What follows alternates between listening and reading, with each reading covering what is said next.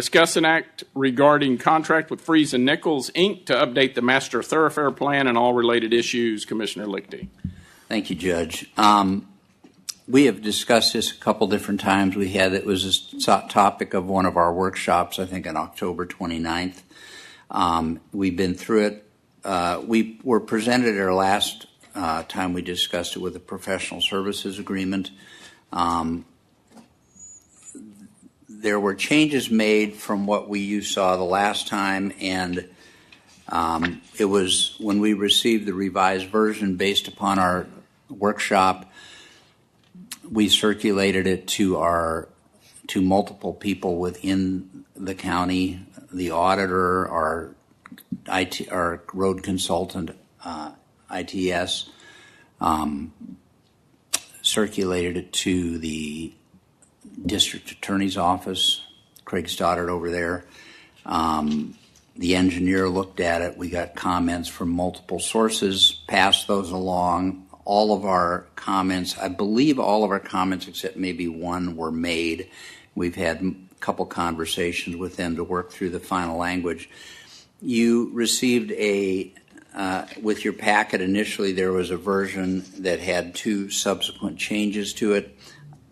If you got the same email I did a couple days ago, you know what those changes are, but if not, I'll be happy to point them out to you. The most significant one, I think, is on page 15, where we had them add a provision that says this study will be funded with TRIP 21 bonds, and if for some reason that bond doesn't go off like we're all expecting it to, we have the right to back out of the contract because we wouldn't have funding for it.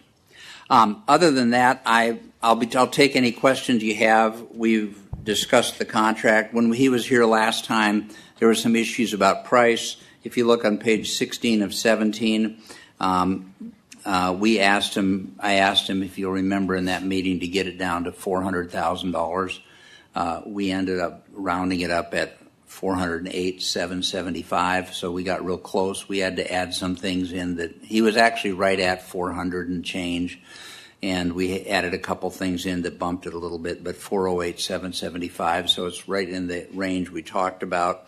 And then we have 91,000 for our road apportionment program, and that could be less depending upon the input that we would get from our legal counsel after we submit the first version of their proposal. It could affect that. So, but that being said, and I notice our county attorney here, Erica's here. Erica's been through this with me on County multiple. Engineer. Let me. Yeah, I'm sorry, county engineer. My apologies.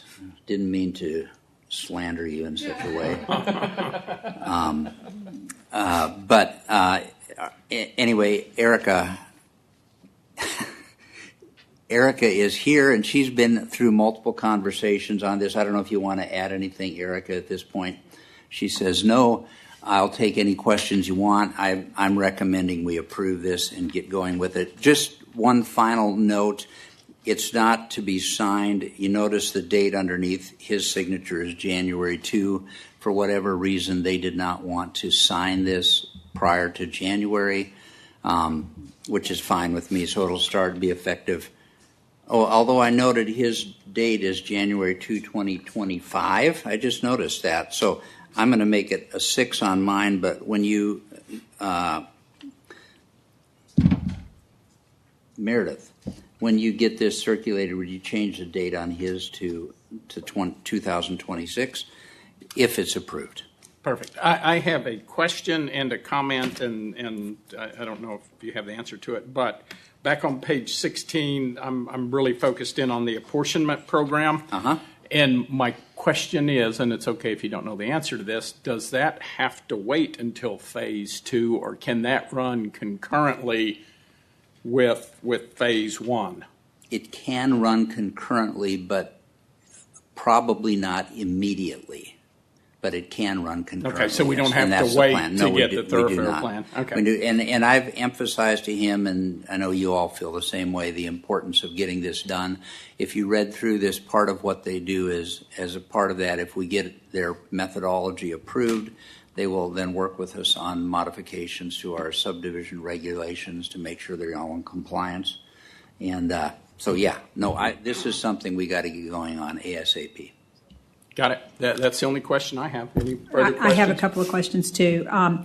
Just for purposes of the individuals that might be listening or in the audience with us today, does anyone have and I'm looking at our historian, but does anyone have any of the process of how the thoroughfare plan, the 2018, 2017, 18, 19, how did the court handle that thoroughfare plan? Because they were still in my understanding, in a relationship with Mr. Polster. So I don't know how it was paid for, what was the process, and so forth. I know it was paid for out of bond funds. Okay. And that's the only answer I can give you with Okay. that. I don't know the process at all. But I do know that that's how it was paid for because John Polster told me that when we were talking about doing it, he goes, that's how I got paid for the last one. So Right. it was in some sort of program management. If I'm wrong, I'm sorry, but that's what I was totally led to believe. I looked and saw bond funds. That's why, Yeah. but I don't know if their contract read that if they didn't have enough bond funds left or they couldn't, get to it in a time period, that the thoroughfare plan would not happen. Or would be postponed, whichever way that happens. And I think that concerns me because we all have agreed several times, as well as other members on the consortium, that we have to have an updated thoroughfare plan. Yeah, and then my comment back is twofold. Number one, our road consultant did recommend we use Freese and Nichols, which is nice. I mean, we pay a consultant to consult us on roads, so taking their advice works. Brenda has definitely weighed in on this, so ITS has their fingerprints on this contract and the scope of work. I think what's more important is if the Trip 21 fails, which is we don't think it will, but that provision that I believe you're alluding to, we can just redirect what we're going to do. And so keeping this a high priority is something that the court can still do. It's just that tying this to that is the way that our resolutions read and is the way we're trying to move forward.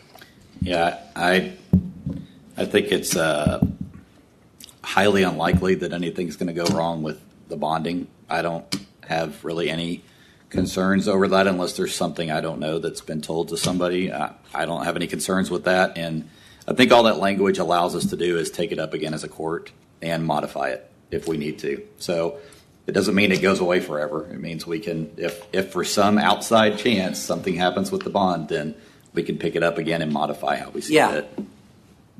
Absolutely not. And Dana, I'm not sure what your concern is, but if you'll note, that paragraph is not an automatic termination. It says the county may terminate.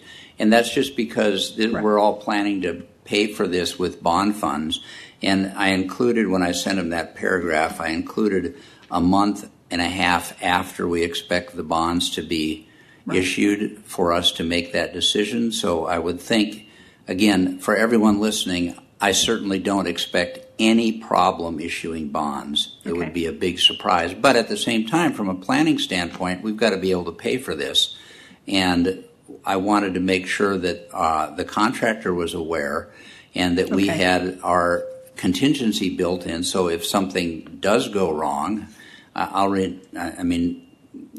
God forbid we have anything like this, but I was literally going to close a $600 million deal on September 12th, 2011, and nothing happened for 3 months. Yeah.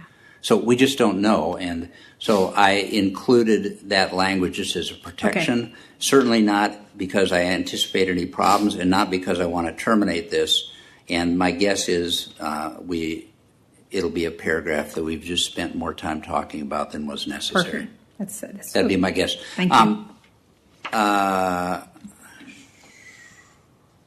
Other questions? That's all mine. That was all mine. Not, I'll entertain a motion. Before I make a motion, I just want to thank Erica and Lauren explicitly for working diligently on this. And I'm pretty excited to move forward. This is definitely something that is needed. I just want to say specifically Commissioner Lichty and Erica and the ITS team and all those emails that went back and forth and back and forth. I'm very proud of the PSA that we have in front of us. I think it's going to be a good step forward. Well, thank you very much for those kind words. And with that, I would make a motion that we approve the professional services agreement between the county and Freese Nichols Incorporated for the preparation of a master thoroughfare plan. Got a motion by Commissioner Lichty. Second it. Second by Commissioner Maklick. Any further questions or comments? If you'll register your votes, please.